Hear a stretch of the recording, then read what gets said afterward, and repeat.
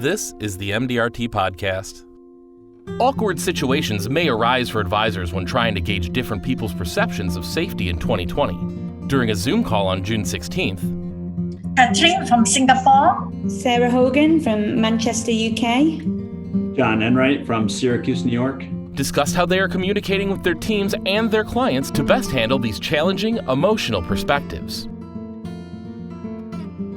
I think one of the biggest challenges is going to be to how we quickly identify where the other person is on the spectrum of concern with regards to the virus and how much effort they want to put forth in protecting themselves from the virus. Are they the individual who wishes to wear a mask and continue to distance as things start to let up, or are they the person who will be less likely to do that?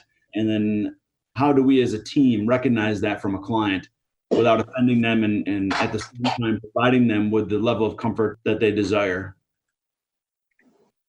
No, I think I agree with John that some of this it's an individual's choice, but then, you've got to protect yourself, you've got to protect your families, you've got to protect the staff and the clients. And I think you can't force them. It's got to be their choice. If they want to come in and see you and they're happy to do that and you've put all the necessary safety measures in place.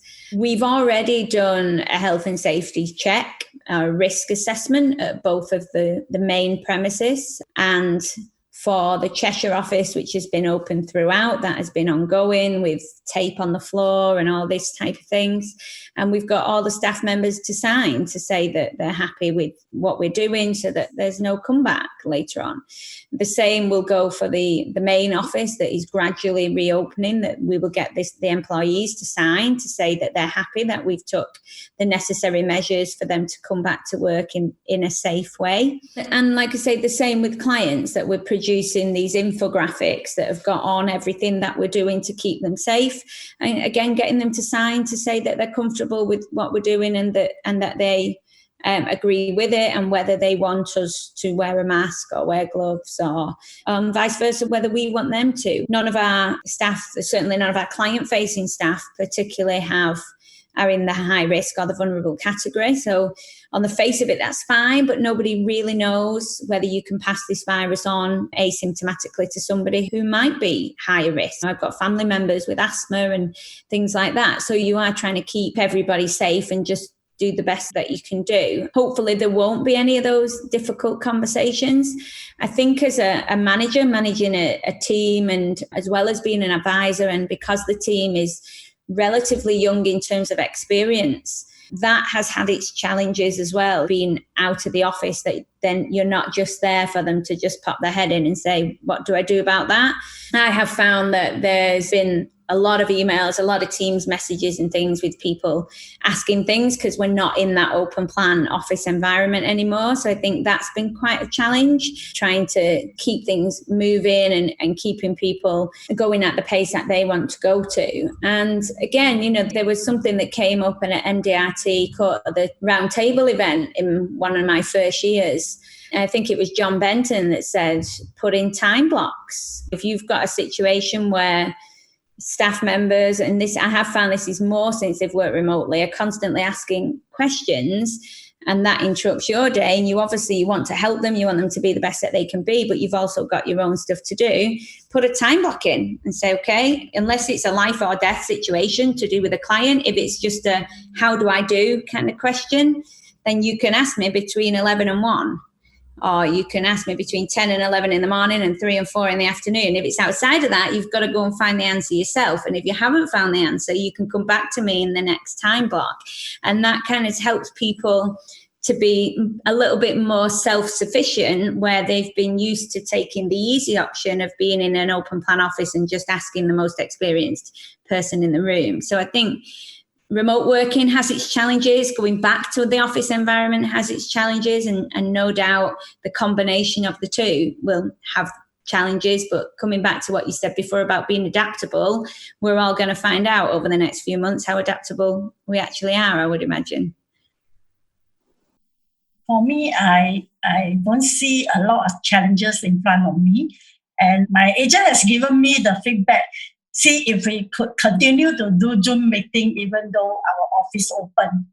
Yeah, they say it's very, very efficient and they enjoy so much on the virtual meeting. They requested me to do it every week on virtual meeting rather than in the office. But I told them, no, every month we have to meet at least once together and maybe go out for lunch together. Yeah. So they are very happy because I found that this way to connect with the clients is very efficient.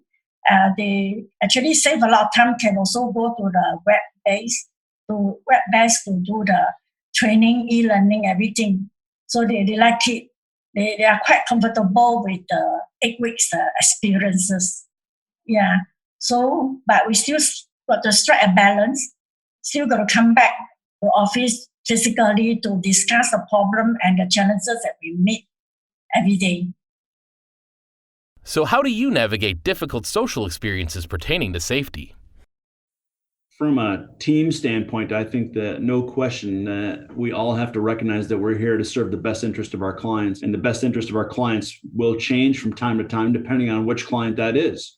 And serving that best interest means also accommodating how they feel and how they wish to handle coronavirus. And being in the United States, this may or may not be known internationally, but it is quite a divided place right now.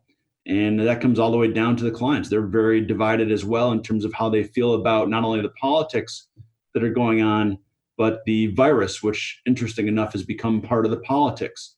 So you have one camp that is against anything to prevent the virus, including they don't want to wear face masks or do social distancing. And then you have one portion who won't even leave their homes. And it's very difficult to know which clients fit into which camp or if they're somewhere in between. And as a result, what we've done is catered our meeting invitations to reflect how we can accommodate that by asking them what their preference is. Do they wish to meet by Zoom? Do they wish to come in person? If they come in person, would they like us to meet them in the garage with a mask? And would they like myself to wear a mask, team members to wear a mask, etc.? Following on from what John said there, I think that's absolutely spot on. And it's certainly the same situation in the UK. You've got people that are just not really that bothered about it, that are just kind of doing the minimum that they can do. And then you have got people, afraid to send the kids back to school, afraid to go back to work. And everybody's experiences and risks for them and their family are different with this. And I don't think you can do any more than that. I think you've got to be firm with the employees about what's expected, and that not everybody will have the same opinion as you. Like, you might be quite blasé about it, but actually somebody might be really worried about it. And just because their concerns and your concerns are not the same, that doesn't mean that they're less warranted. So I think you've just got to keep reminding people. It's definitely different where John's been in New York, where it's been hit severely, because unless you've been touched personally by this, and we've had clients that have had it, and